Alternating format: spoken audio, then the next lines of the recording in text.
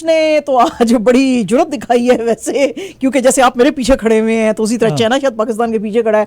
उन्होंने आज यूएसए को कहा है कि ये जो सेकंड समिट ऑन डेमोक्रेसी हो रहा है उसके अंदर हम पार्टिसिपेट नहीं करेंगे। Foreign office spokes person Mumtaz Baloch जो हैं उन्होंने कहा जी कि ये जो अब आपका समिट है डेमोक्रेसी पे जो कि मार्च 29 से 30 के बीच में होएगा, ये काफी एडवांस स्टेज में है। तो हमने चूंकि पहला भी जो कि 2021 में जो हमें बुलाया था तो हम नहीं गए थे, तो इसलिए हम जो है हम इसमें पार्टिसिपेट नहीं करना चाहते। लेकिन यूएसए जो है उसके साथ हमारे बड़े अच्छे ताल्लुकात हैं, हम उसको और ज्यादा सॉलिडिफाई करना चाहते हैं for peace, stability and prosperity in the region. और हम सोचते हैं कि हमारी जो डेमोक्रेसी है उसके अंदर हमारा फेथ है हमारे लोगों का, और हम जो हैं फंडामेंटल फ्रीडम्स और ह्यूमन राइट्स को अपहोल्ड करते हैं। तो हम इन बातों पे बायलैटरली यूएसए के साथ बात करेंगे। समिट के अंदर हम जो है सॉरी हम आपके समिट में पार्टिसिपेट नहीं कर सकते क्योंकि आप 21 में नहीं आए थे। हाँ नहीं आए थे तो हमें पता ही नहीं है तुम लोगों ने क्या किया उस वक्त।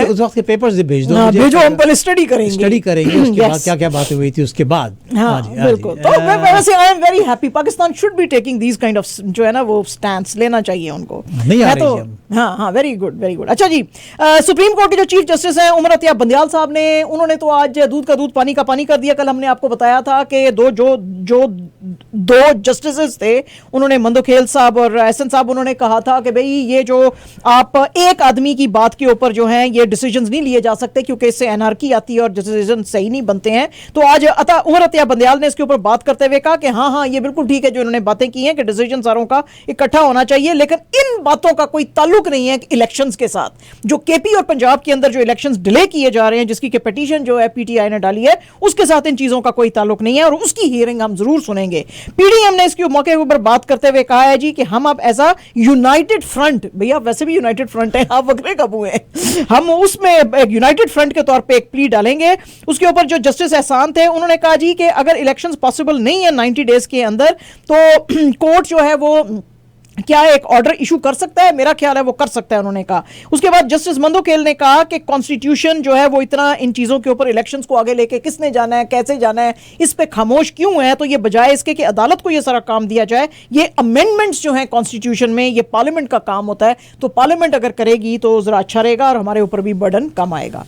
फेडरल कैबिनेट जो है जी उसने अब ये जो कल बात की थी इन्होंने, ये जो दो जस्टिस थे उनके बाद उन्होंने कहा जी कि बिल्कुल अब हम एक बिल लेकर आने वाले हैं जिसमें कि चीफ जस्टिस ऑफ पाकिस्तान जो हैं उनके ये जो सो मोटो ये जो नोटिस ले जाते हैं और सुप्रीम कोर्ट के बेंच कॉन्स्टिट्यूट करते हैं, ये तमाम पावर्स इनकी हम खत्म कर रहे हैं। कैबिनेट की समरी जो कि सुप्रीम कोर्ट के ऊपर उन्होंने भेजी है under practice and procedure bill 2023, इसके अंदर उन्होंने कहा है जी कि supreme court under article 184(3) of constitution जो है वो उसको ज़रूरी है कि वो डिस्कशन करे तमाम फोरम्स के ऊपर कि वो ये सारी कैसे अपनी ये अथॉरिटी एक्सरसाइज कर रहा है। आपको पता ही, हमने आपको कल बताया था, सॉरी नहीं जस्टिस एहसान नहीं, जस्टिस मंसूर और मंदोखेल थे। जस्टिस मंसूर और मंदोखेल जो थे उन्होंने कहा था कि एक आदमी के ऊपर हम सारे ये डिसीजंस जो है नहीं छोड़ सकते हैं, तो इसलिए तो इसके ऊपर जो है प्राइम मिनिस्टर शहबाज शरीफ साहब ने बड़ी उनको शाबाशी दी और उन्होंने कहा कि बिल्कुल हम बड़े खुश हैं कि जुडिशरी के अंदर अब जो है हमें एक रोशनी की किरण नजर आ रही है और बिल्कुल अब हम एक बिल बनाएंगे जिसमें चीफ जस्टिस ऑफ पाकिस्तान की जो पावर्स हैं सो मोटो की खासतौर पर वो खत्म की जाए। रायन रॉनल्ड्स आपको पता ही है जी, एक कनेडियन है वैसे भी, उनके बारे में आज खबर आई है जो हमारे minister of tourism culture and sport लीम लम्सडन है, उन्होंने कहा जी कि ये अब बहुत ह्यूज किस्म का फिल्म स्टूडियो मारते खम में बना रहे हैं। यहाँ इसका जो एरिया है 1.2 मिलियन स्क्वायर फीट है और जो है इसमें इन्होंने जो पहले भी कोई काम किए हैं वो बड़ी अच्छी बात है। और वो कहते हैं, उन्होंने आज मिनिस्टर साहब ने कहा कि जी ये जो फिल्म इंडस्ट्री है बड़ी थ्राइविंग इंडस्ट्री है, इससे हमारी इकोनॉमी में $3 बिलियन आए हैं और 46,000 जॉब्स आई हैं। तो अब वैसे तो कुछ ज़्यादा डिटेल्स नहीं आई लेकिन पता चला है कि डेवलपिंग फर्म जो है वॉटफोर्ड ग्रुप वो अब इसके लिए जो है वो कैपिटल रेज कर रहा है। जमीन बहुत है ना, जमीन बहुत है, हाँ जी, जमींदार लोग हैं ना हम लोग, जमीन बहुत है तो दे दिए जाते हैं। हाँ। रेनल्ड्स मांगा कि क्या करना है भैया, ले लो बहुत बड़ा यूनिवर्सल से भी बना बड़ा। हाँ जी हाँ जी। अच्छा जी, आज हमारी बाजी जो है, बाजी जो चूंकि वापस आ गई सोशल मीडिया पे, तो बाजी की आजकल बड़ी खबरें हैं। कंगना रनावत साहिबा ने आज जो है, आज तो जी बड़ा उन्होंने साथ दिया प्रियंका चोपड़ा साहिबा का। आपको पता ही है इन दोनों ने इकट्ठी एक फिल्म भी की थी 2008 में, फैशन के नाम से, बड़ी जबरदस्त फिल्म थी, तो उसमें भी दोनों ने काम किया था। तो उन्होंने, प्रियंका चोपड़ा ने असल में एक इंटरव्यू एक दिन पहले दिया कि जी मुझे इसलिए बॉलीवुड छोड़ना पड़ा कि क्योंकि यहाँ पे बड़ी लॉबिंग थी और यहाँ पे बड़ी पॉलिटिक्स थी, तो मैं इसलिए वेस्ट की तरफ चली गई। तो उसी को एंडोर्स करते हुए कंगना रनावत साहिबा ने कहा कि ये इंतहाई एब्नॉक्शियस, जेलस, मीन, टॉक्सिक किस्म के जो लोग हैं, खासतौर पे जो करण जौहर है जिसने कि दीवार के साथ लगाया इसको प्रियंका चोपड़ा को, तो ये इन्होंने इंतहाई जो है फिल्म इंडस्ट्री का कल्चर खराब कर दिया है और ये जो माफिया है they should be held accountable. और इसीलिए बेचारी प्रियंका जो है उसको हॉलीवुड छोड़ के बॉलीवुड में अपना करियर बनाना पड़ा है जी। और जनाब हमारी बॉलीवुड छोड़ के हॉलीवुड, हाँ बॉलीवुड छोड़ के हॉलीवुड गई है वो अपना करियर बनाने के लिए।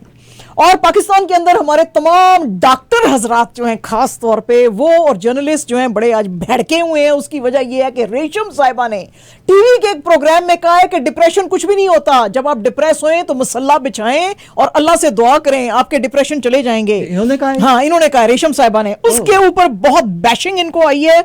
लोगों ने कहा कि ये जो खातून है इनको एजुकेशन लेने की जरूरत है, क्योंकि इनको शायद पता ही नहीं है कि पाकिस्तान जो है reportedly has highest rate of depression. और अकॉर्डिंग टू पाकिस्तान की जो हेल्थ मिनिस्ट्री की 2016 की रिपोर्ट थी उसके मुताबिक पाकिस्तान में 50 मिलियन लोग जो हैं डिप्रेशन से सफर कर रहे हैं। तो इसमें उनको बताने की जरूरत है कि ये जो क्लिनिकल डिप्रेशन है या कि सिचुएशनल डिप्रेशन है, it is very much a medical condition. तो अगर इनके पास इस तरह की तालीम नहीं है तो उनको इस तरह के कमेंट्स नहीं देने चाहिए। सिर्फ कुरान पढ़ लेने से और दुआएं कर लेने से लोगों की डिप्रेशन नहीं जाती। ये साइंस की बात है और अगर इनको साइंस की बात नहीं पता है तो इनको जो है चुप रहना चाहिए। बाकी चुप रहना चाहिए, वरना इस्लाम को फॉलो करें ये भी। हाँ बिल्कुल। हाँ जी। पाकिस्तान के जो स्टैंड एंड स्किपर हैं जी, जो कि अभी शारजा गए हुए थे, शादाब खान साहब पाकिस्तान की टीम को लीड कर रहे थे। उन्होंने जनाब पाकिस्तान की टीम जीती कि नहीं जीती, लेकिन इन्होंने बहरहाल जो है बड़े लॉरल्स कमाए पाकिस्तान के लिए। 100 T20 इंटरनेशनल विकेट्स इन्होंने ली हैं और थर्ड T20 जो अफगानिस्तान के खिलाफ हो रहा था उसमें एज अ रिजल्ट ही has become the first ever Pakistani bowler to get this milestone, that is 100 wickets in T20 cricket. Tom Latham जो है जी वो अब जो न्यूजीलैंड की टीम पाकिस्तान में आ रही है T20 के मैचेस खेलने के लिए, उसको अब ये करेंगे, कैप्टन करेंगे। इससे पहले ये लोग जो हैं न्यूजीलैंड की टीम श्रीलंका जाएगी और उसके बाद जो है ये श्रीलंका में खेलेंगे ऑकलैंड, बल्कि श्रीलंका की टीम जो है वो न्यूजीलैंड आएगी जिसमें कि ऑकलैंड, क्वींसटाउन एंड ड्यूनडिन में ये खेलेंगे फर्स्ट वीक ऑफ अप्रैल में। उसके बाद न्यूजीलैंड की टीम पाकिस्तान 5 मैचेस खेलने के लिए आएगी। 3 उसमें से लाहौर में होंगे और 2 रावलपिंडी में होंगे बिटवीन अप्रैल 14 to 24। लेकिन जो कोच हैं इनके माइक स्टीड वो कहते हैं जी कि हमें कोई परेशानी नहीं है। हाँ ठीक है, ये बड़ी इनएक्सपीरियंस न्यूजीलैंड टीम को लीड कर रहा है, लेकिन इसने जो बांग्लादेश के अगेंस्ट 2021 में स्क्वाड को लीड किया था वो बड़ा इंप्रेसिव है, तो हम समझते हैं हम इसको ये मौका दें। एंड जनाब तास्किन अहमद जो है उन्होंने 3 विकेटें ली बांग्लादेश के लिए, जिसकी की वजह से ये हरा सके, बैक टू बैक उन्होंने ली, जिसकी वजह से आयरलैंड को 22 रन से ये हरा सके। ये रेन यहां पे हो गई थी चिटागोंग में। बांग्लादेश जो था उसने 207 for 5 बनाए थे 19.2 ओवर्स में। ये रेन का इंतजार करते रहे, खत्म हुए, लेकिन वो खत्म नहीं हुई। तो फिर ऑफिशियल्स ने जो है आयरलैंड को 104 रन इन 8 ओवर्स का टारगेट दिया था। आयरलैंड सिर्फ 81 for 5 रहा और जो है हालांकि पहला उसका जो था शुरू का चेज बड़ा अच्छा था, फर्स्ट ओवर में 18 रन्स बनाए, लेकिन उसके बाद फिर ये कोलैप्स करते गए। एंड जनाब absolutely our last news is about FIFA under 20 world cup जो कि इंडोनेशिया में हो रहा है, वो उसको अब कैंसिल कर दिया गया है। और उसकी वजह ये है कि ये बैली के जो गवर्नर हैं उन्होंने कहा कि इजराइल ने जो कुछ जुल्म उठाया हुआ है यहाँ पे जो मुसलमानों के अगेंस्ट पैलेस्टाइन में, उसकी वजह से हम बिल्कुल नहीं चाहते कि इजराइल की टीम आए। अच्छा, ये जो फीफा वाले थे ये बड़े चालाक थे, फुटबॉल जो इनकी एसोसिएशन थी इजराइल की खास तौर पे, वो सोचते थे कि ये जिस इलाके में हम ये कर रहे हैं वहाँ पे ज़्यादातर हिंदू मेजॉरिटी में लोग हैं, तो हम उधर आसानी से कर लेंगे और इजराइल के खिलाफ कोई बोलेगा नहीं। लेकिन उसके जो गवर्नर हैं वो समझते हैं कि जी बेशक यहाँ पे हिंदू मेजॉरिटी है, लेकिन इजराइल का जो कैरेक्टर है वहाँ पे जो मुसलमानों को मारने में पैलेस्टाइन में, उसके लिए हम नहीं चाहते कि ये आए और यहाँ पे खेलें। इसमें अब फीफा जो है अंडर 20 वर्ल्ड कप की जो टीम है, ऑर्गेनाइजिंग टीम, उसने कोई रीजंस तो नहीं दिए हैं, लेकिन अभी तक उन्होंने ये कैंसिल किया और उन्होंने कहा जी कि हम फर्दर इसके ऊपर न्यूज़ जल्दी लेकर आएंगे। ठीक है जी, तो ये हमारी खबरें आज।